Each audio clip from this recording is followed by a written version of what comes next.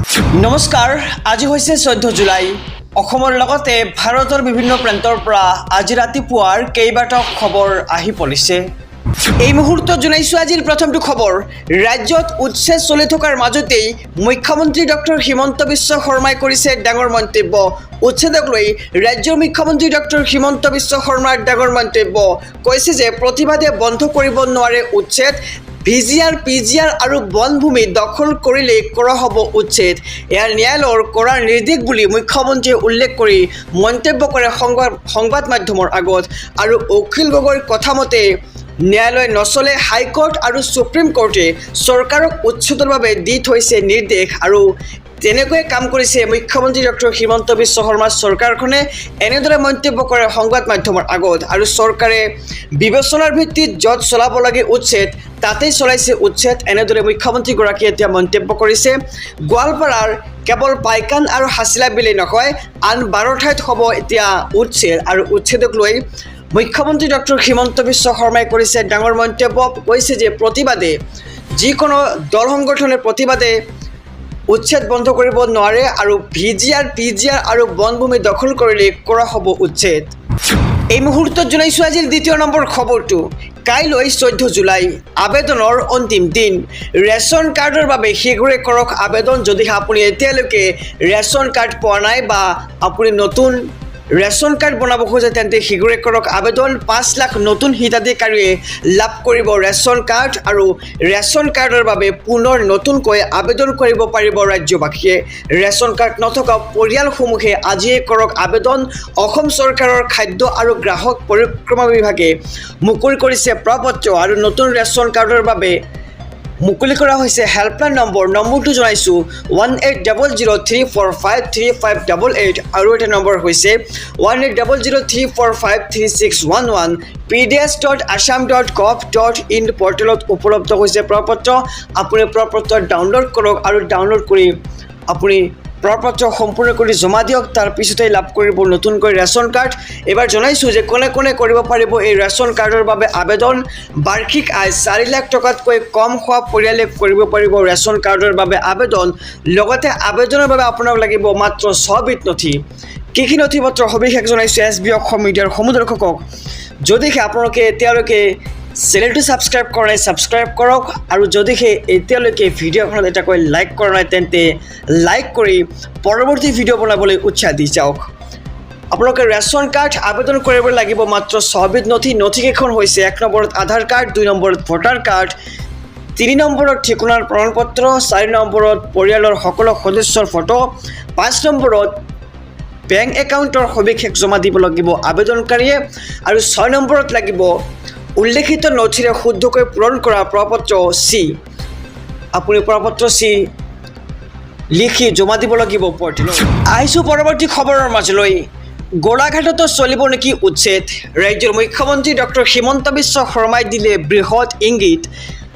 উৰিয়াম ঘাটৰ জনগাঁথনিত পৰিৱৰ্তনৰ সন্দেহ। আৰু ধিং মইৰাবাৰীৰ পৰা উৰিয়াম ঘাটলৈ চলে বাছ। আৰু বাছত অবৈধ বেদখলকাৰী উৰিয়াম ঘাটলৈ যোৱাৰ সন্দেহ কৰিছে ৰাজ্যৰ মুখ্যমন্ত্ৰী ডক্টৰ হিমন্ত বিশ্ব শৰ্মাই। আৰু বন বিভাগৰ এটা দলে উৰিয়াম ঘাটত চলাব বৃহৎ তদন্ত। আৰু কিমান মাটি দখলীকৃত হৈ আছে কৰিব জৰীপ। স্থানীয় প্ৰশাসনৰ লগত আলোচনা কৰি লোৱা হ'ব উচ্ছেদৰ সিদ্ধান্ত।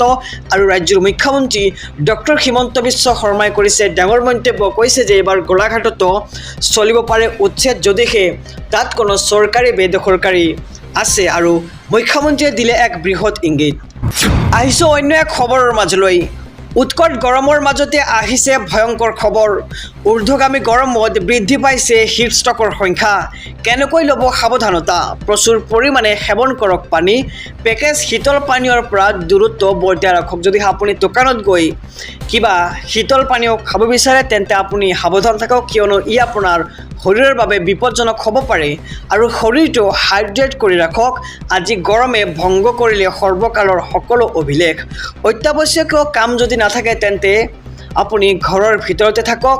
এতিয়া গুৱাহাটীৰ তাপমাত্ৰা হৈছে সৰ্বোচ্চ 30 ডিগ্ৰী চেলচিয়াছ, ক্ষমা কৰিব 40 ডিগ্ৰী চেলচিয়াছ, আৰু নগাঁৱত 39 ডিগ্ৰী চেলচিয়াছ, হোজাইত 38 ডিগ্ৰী চেলচিয়াছ, আৰু ধুবুৰীত হৈছে 37 ডিগ্ৰী চেলচিয়াছ, ডিব্ৰুগড়তো 37 ডিগ্ৰী চেলচিয়াছ দেখা দিছে গৰমে।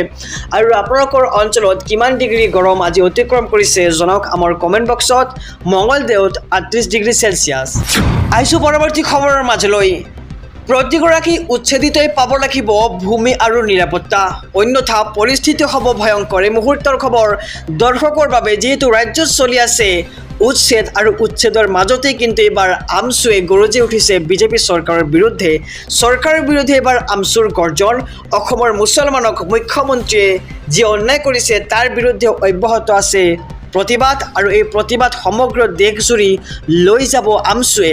আৰু মুখ্যমন্ত্ৰীলৈ পোনপটীয়া 3টা প্ৰশ্ন আমছুৰ সভাপতি ৰেজাউল কৰিম চৰকাৰৰ ডাঙৰ মন্তব্য। প্ৰতিগৰাকী উচ্ছেদিতই পাব লাগিব ভূমি আৰু নিৰাপত্তা, অন্যথা পৰিস্থিতি হ'ব ভয়ংকৰ, এনেদৰে এতিয়া মন্তব্য কৰে আমছুৰ সভাপতি ৰেজাউল কৰিম চৰকাৰে। আৰু চৰকাৰৰ বিৰুদ্ধে এবাৰ গৰ্জন দেখিবলৈ পোৱা গৈছে আমছুৰ। আৰু অসমৰ মুছলমানক মুখ্যমন্ত্ৰীয়ে যি অন্যায় কৰিছে তাৰ বিৰুদ্ধে অব্যাহত আছে প্ৰতিবাদ। আহিছোঁ আজিৰ শেষৰ খবৰটোৰ মাজলৈ। দেশৰ ৰাজধানীকো পাই আমছুৱে সাব্যস্ত কৰিব বিশাল প্ৰতিবাদ। সংখ্যালঘুৰ ওপৰত কৰা অন্যায় অবিচাৰ বন্ধ কৰিব লাগিব। আমছুৱে 17 জুলাইত সাব্যস্ত কৰিব তীব্ৰ প্ৰতিবাদ। আৰু যন্তৰ মন্ত্ৰত সংখ্যালঘুৰ হৈ প্ৰতিবাদত বহিব আমছু। আৰু উচ্ছেদৰ নামত সংখ্যালঘুৰ ওপৰত কৰা হৈছে অত্যাচাৰ। নিশাটোৰ ভিতৰতে বাংলাদেশীৰ নামত কৰা হৈছে পুছবেক। আৰু দেশৰ ৰাজধানীকো পাই আমছুৱে সাব্যস্ত কৰিব বিশাল প্ৰতিবাদ। আৰু সংখ্যালঘুৰ ওপৰত অন্যায় অবিচাৰ বন্ধ কৰিব লাগিব বিজেপি চৰকাৰে, এনেদৰে এতিয়া আমছুৰ গৰ্জন দেখিবলৈ পোৱা গৈছে। আৰু আমছুৱে অহা 17 জুলাইত সাব্যস্ত কৰিব তীব্ৰ প্ৰতিবাদ। আৰু যন্তৰ মন্তৰত সংখ্যালঘুৰ হৈ প্ৰতিবাদত বহিব এইবাৰ আমছুৱে।